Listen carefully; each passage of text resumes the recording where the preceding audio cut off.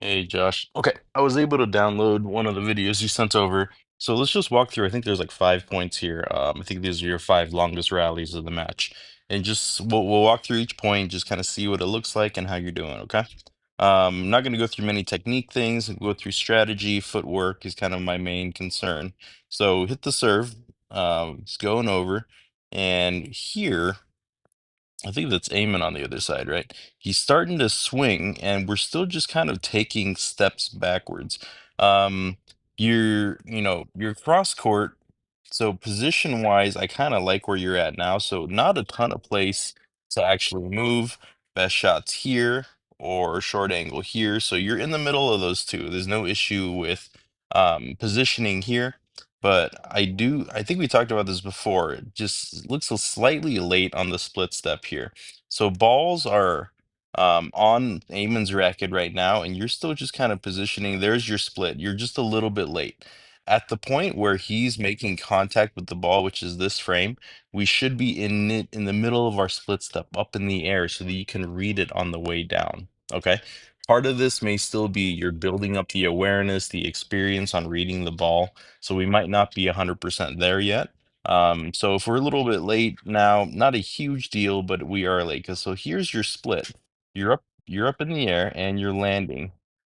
Ball's on the way. And what I remember seeing here is so we landed.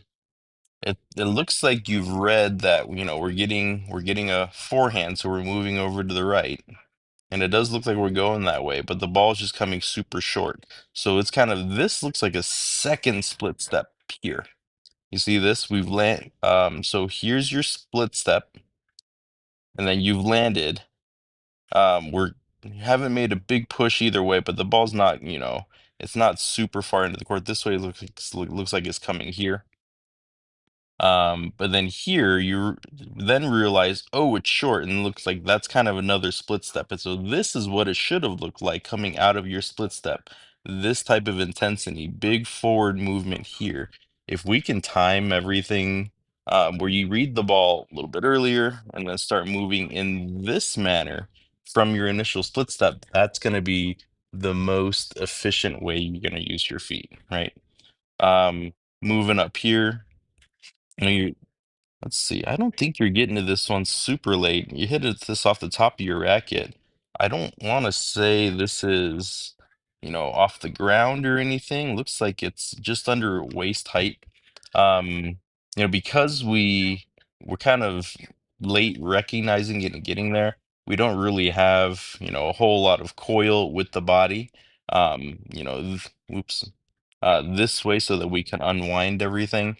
So we're just kind of a shovel shot here, which is okay. I mean, you got to the where you thought you were going to do at that time. Couldn't do more with it. And then let's see if you do a split step here. So he's swinging. Yeah, I'd say that's pretty good timing. Okay. And then you realize it's going over to your left. We get there. And kind of another one of these is like if you had time, I'd like a little bit more coil with the body so that you can uncoil a little bit forward. It's a volley, so we don't need a ton, but we're mostly just facing forward and moving to the right here, which just leaves a lot of work for your arm to do. You have to control a lot of stuff here just with the arm. Okay. So you're backing up here. I know a lob's coming. But at this point, it's almost guaranteed it's going to be a lob, right? I think you've scooted back a little bit too far here. I would have positioned probably right around the service line, if maybe not like a step behind that.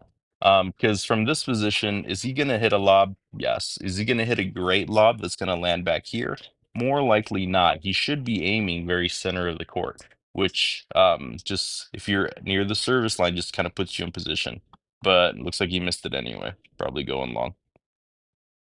All right, next one. Serve here. All right. Return, split. Not bad. Moving around for a forehand. I like that. So this is the turn I'd like to see more often. Yeah. Chest is facing to the side so that you can unwind everything. This is fantastic for the forehand. Everything's moving forward. I like this shot.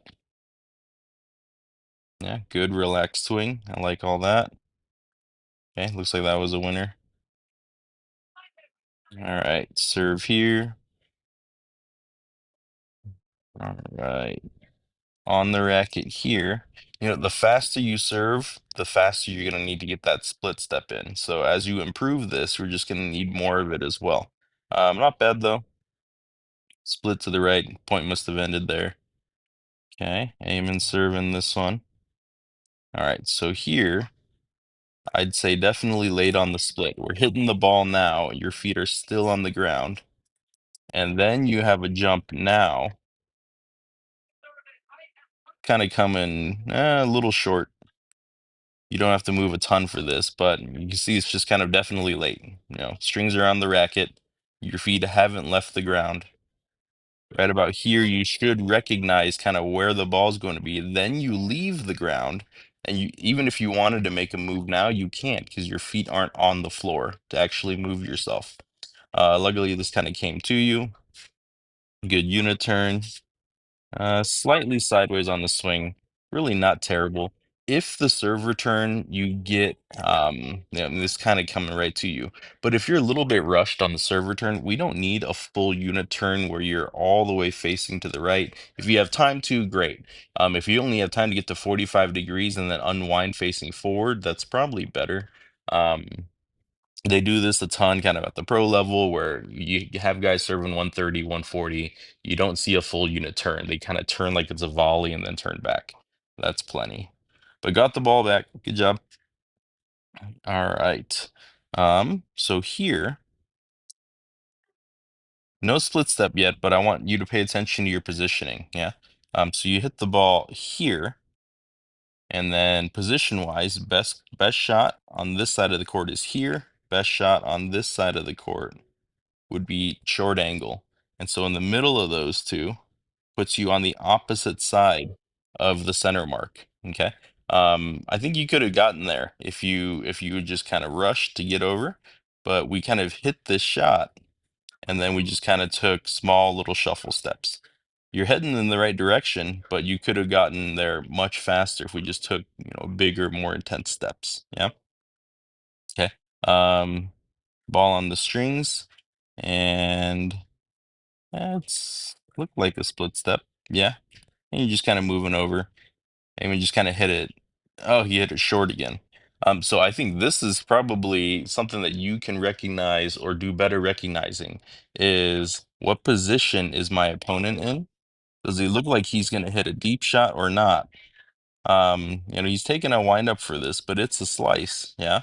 And so the earlier you can recognize there's a short ball coming and not just move left to right, move into the court when you can, because it looks like probably at about this point, you should realize where the ball's going to go. You take another step to the left, another step to the left. Now step forward. We wasted kind of two slower stutter steps, and then to move forward to hit the ball here. So doing a better job recognizing when to come in might be the number one takeaway thus far here. Split step timing is one thing, but it's like if you need the time to recognize it, you're gonna build that intuition as you go. I think it is, you know, on average a little bit late, but it's not terrible. Okay. Moving forward for this one, kind of a small stutter step and kind of acts as your split.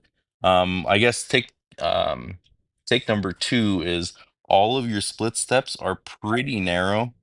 If you look at that, I mean, we're looking at, you know, right about shoulder width on this. Um, we've talked about this before, you know, there's foot to foot, there's shoulder to shoulder. That's a little short of shoulder to shoulder. But I mean, we're not far off. If the feet can be 1.5, 2 times shoulder width, that's kind of the proper split step stance. At least when we look at high level tennis. Yep, so we can do more on this to give you some more explosive step overall. All right, so that was, you know, kind of a split step. Your lunge here is kind of good. I'd like, you know, this here is probably comfortably 1.5 or probably closer to 2 times shoulder width. So it's like you're proving here that you can do it relatively easily, comfortably. This isn't a huge stretch for you, but I'd like this to be kind of your normal split step routine, is this type of width. Okay? Got a racket on it. I think this one kind of came right back at him and through. Okay. That might be the last point here. In terms of footwork, I'd say those are the ones. I'd like a wider split step. Timing, you're gonna true up as you learn the tendencies of your opponent and more experience thus far. All that's gonna get closer. I don't think you missed the split step completely. Just we need to get better at the timing overall for your game. Okay. All right. Let me know if you have any questions, man. Sorry this took so long to get back to you, but if you have anything else, send it over. Thanks, Josh.